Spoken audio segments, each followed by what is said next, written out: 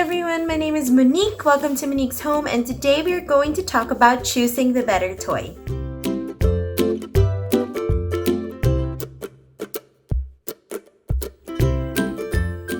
So a couple weeks back, somebody from work asked me, a parent from work asked me about creating a learning space for her child and also like a play area in their home. So she asked me what are the different areas that you have in the play area, and also what would be good materials to have in that play area. And so we talked about the two different kinds of toys. So your two different kinds of toys or play objects are your active and your passive toys. So active toys usually are the ones that are battery operated. So they light up, they make sounds, they move around, and they're active toys because they do all the work. So your child basically just sits back and watches them move around. They may manipulate it a little bit, like by turning it on, or those cars that you pull back and then they move forward on their own. Or if it's a tablet, then they can, be swiping at the screen and pressing buttons. But basically, most of the work is coming from the toy. Most of the thinking, quote unquote, comes from the toys. Passive toys are the ones that invite your child to manipulate them. So passive toys don't do the work. They don't have sounds usually, they don't light up, they don't move on their own. So your child has to physically take them in their hands and use them and play with them for it to become something. It encourages your child to think. It encourages your child to really take part in the play instead of just sitting back and watching a toy move. So when we're choosing a toy for our children, simpler is usually better. So passive toys are the key. Look for toys that your child will be able to manipulate, that your child will be able to move around and change, and with your child's thinking and imagination, that toy can become something else. So when it comes to passive play objects, you don't need to spend a lot of money to get them. There are a lot of passive play objects already in your house, especially in your kitchen. So we'll talk about these passive play objects today. First, we'll start with babies. So I work with an organization, and we have an infant play group. And when I came into the organization, their play space would have a lot of active play objects. And so I tried to change a lot of those into more passive play objects, especially for the babies. So for babies, these play objects are already in your house probably, so we'll go over them. Bowls are great passive play objects for babies. So you can have wooden ones, you can have plastic ones. I like these stainless steel ones because they make a sound when, things are dropped into them. And because it's stainless steel, it reflects the light. This bowl even has a little bit of a texture. So many things that your baby will be encouraged to observe and really stimulate his or her thinking skills. Because even if your baby's not verbal, he or she will see all of this, hear all of this, and then he or she will start thinking about, what are these things that are happening in my environment? So bowls are great too because babies, toddlers even have a tendency to put things in containers and to fill things up. So bowls are great. Also, if your babies are crawling, if they are playing on the floor for tummy time, bowls can, you can put things under bowls, right? And hide them under bowls, and your babies you can play a game with your babies and ask them, where is the piece of wood? Where did mommy put it? And if your child's already sitting up, then, it will be easy for them to flip the bowl over and find them. So again, those are your problem solving skills, your thinking skills at play. Balls are another great play object for children. And I like these inflatable ones because if you don't inflate them as much, if you don't fill it up with air, then it's not hard, then it's easier for your babies to grasp. When they're crawling especially, then it's easy for them to grab these kinds of balls. Balls are great too if you're encouraging your babies to crawl, because most of the time when your children tries to grab a ball, it will roll away. Then your baby will be encouraged to crawl after the ball. I can't find my pump, but sensory balls are really great with babies too. So they're supposed to be balls, but I haven't inflated them. But they're great because, again, they have textures you can see. And when they're blown up, they're hard enough that they roll away, and they're still balls, so they still roll away, again, encouraging your child to crawl after them. But these are just great for for their sense of touch, and again, building connections in their brains, encouraging them to think, what is that feeling that I have in my hand? What is that texture? It's something that I've never really felt before. Speaking of grasping babies, rings are another great passive play object. So these wooden rings are great because, again, your babies can still grasp them, take a hold of them, put it in their mouths. You can still wash them or wipe them out. And they make sounds if they tend to bang them together. And there aren't small pieces that can break off and choke your child. So what about rattles? So babies usually have rattles and little things that they can shake to make a sound. And I did mention earlier that active play objects usually, make sounds of their own. So it's not the child's doing. But when you think about rattles or shakers such as this, it makes a sound because your child manipulates it much more than just pressing a button. So I would still think that this is a good toy or a good play object to have, like a shaker, a musical instrument.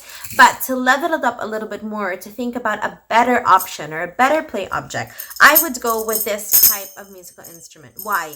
Because your child can see what makes the sound. So with this one, your child will probably be thinking, why is it making that sound? Oh, it makes a sound when I shake it. But how? How is it making that sound?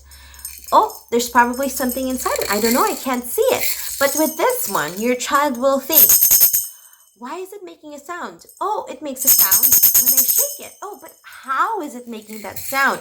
And your child will be able to solve that problem because he or she can see it. He can see what's making that sound and be able to basically come full circle, thinking about that problem and finding the solution, finding the answer to that problem. That, oh, it's making a sound because these two little metal circles are bumping into each other, and so they make that sound. So when it comes to your toddlers and your preschoolers, there are also a lot of passive play objects already in your house. So same with babies, bowls, containers, jars, of different sizes are great for toddlers and preschoolers because they like putting things in containers. Like my 3-year-old loves getting my jars from the kitchen and my bowls, and he fills them up with sand or little pom-poms or little toys. So he just likes putting things in containers. So bowls again are great.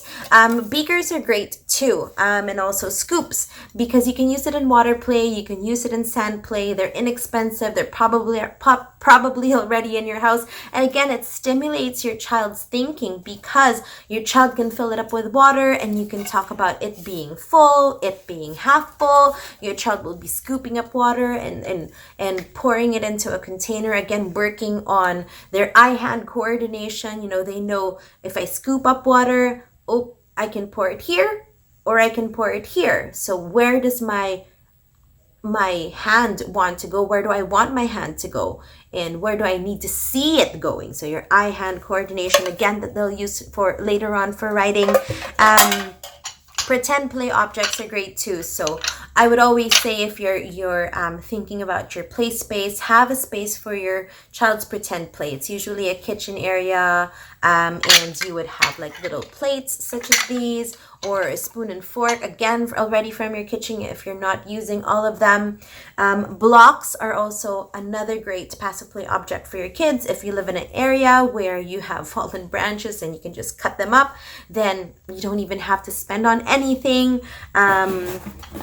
But if you were to buy blocks, things that are a little bit more neutral or doesn't really suggest to them what they should be are great too.